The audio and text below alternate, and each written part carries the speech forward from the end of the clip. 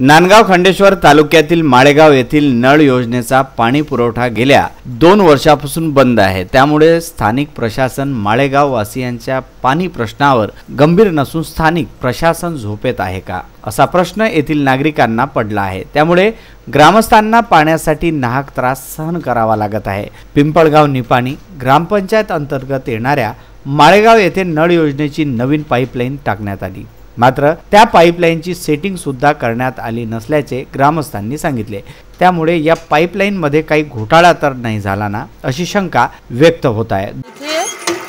नळ योजना बंद आहे 3 वर्षापासून आणि हापसीला पण पाणी नाही आहे भरपूर। आम्हाला रात्रीचं पाणी भरावं लागतं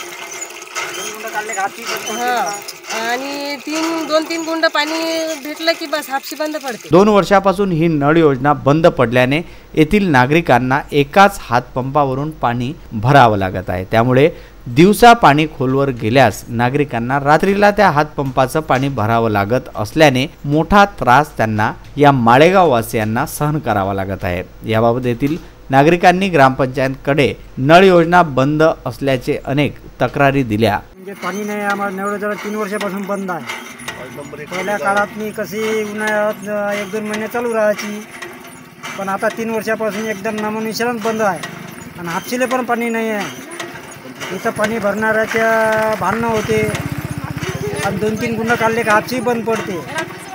तर 2-3 वेळा आम्ही पंचायत समितीत कंप्लेंटा केल्या, पण त्याची रिस्क कोणी घेतली नाही।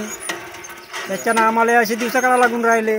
परंतु स्थानिक प्रशासनाने वारंवार व जाणीवपूर्वक या गावाकडे दुर्लक्ष केल्याचे दिसत आहे।